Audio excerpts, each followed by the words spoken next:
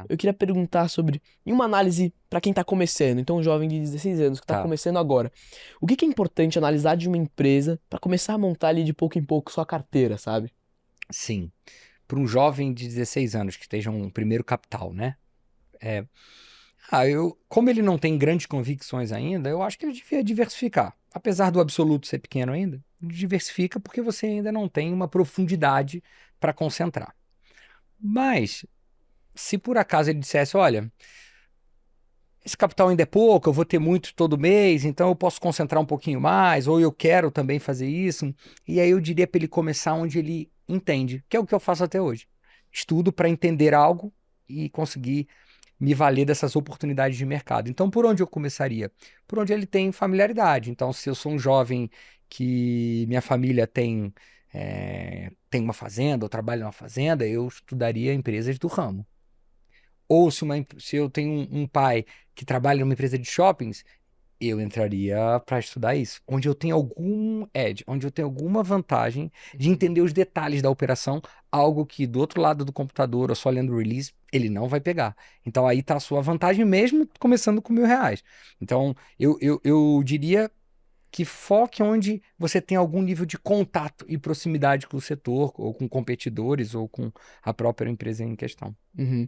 E você acha que para investigação, um jovem para começar a investigar alguma empresa em específico, Uhum. tem algum tópico que é o mais importante para ele considerar? O primeiro é não olhar a tela.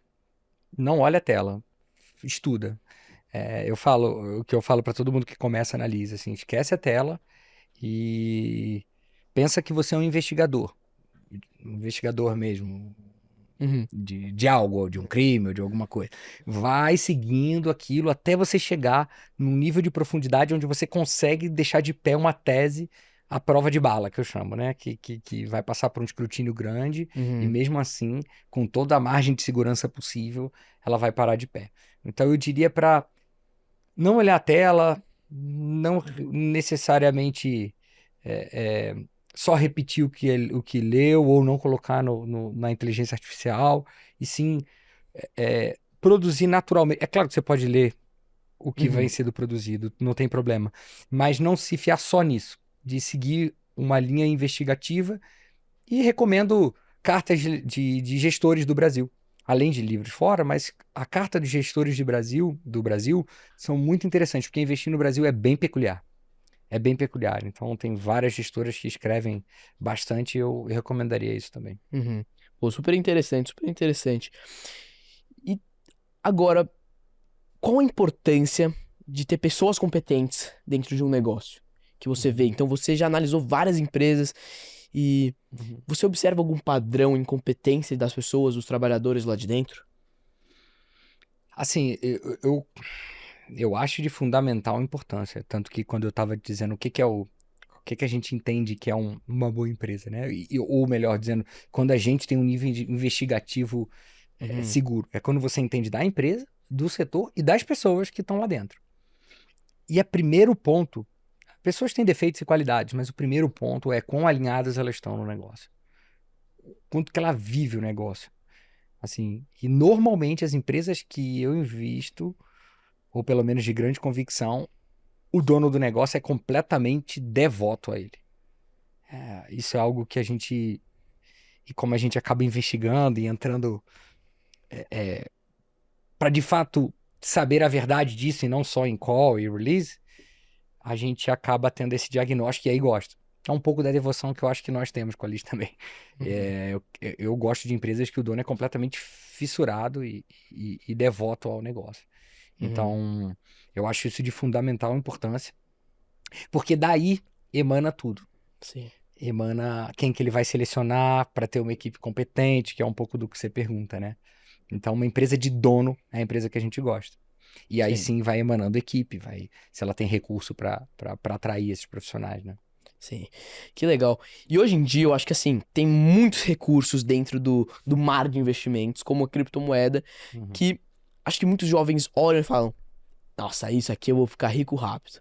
É, Ou também até dentro da bolsa, não só na sim, cripto, sabe? Então, sim, pô, sim. tem os day trades, você acha que vai Uhum. pegar R$ 100, Uhum. vai vai ter um discurso do Trump, vai subir, aí vai vender, depois vai cair, vai comprar de novo e vender ali, Sim. entendeu? Mas tudo rodando a expectativa de ficar rico rápido, de Sim. ansiedade de já ter isso agora, eu quero agora, sabe? É.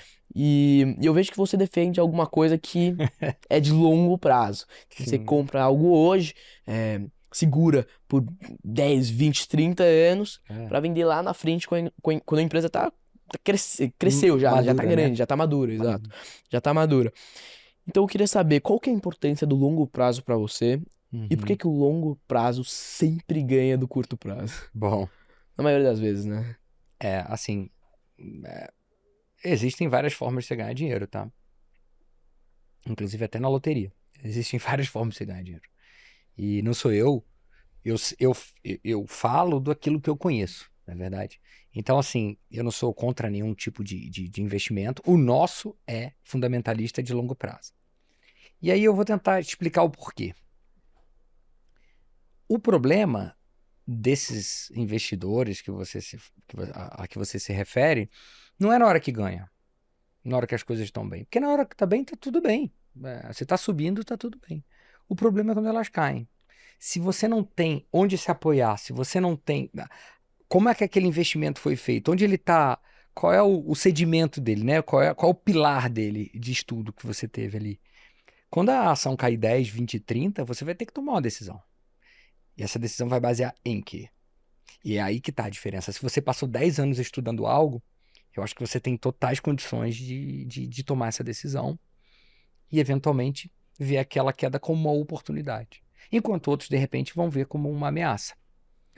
Então, acho que a diferença ali, se a pessoa, e aí voltando para os seus exemplos, se a pessoa entende muito de cripto, por algum motivo, ou lá o que seja, ok, mas o que eu defendo é que você entenda muito bem o que você está fazendo, porque na queda é quando você tem que tomar essas decisões e aí o estudo vai se pagar. Vai dizer, poxa, eu confio no que eu fiz, eu revi tudo aqui e tá tudo certo, eu vou seguir.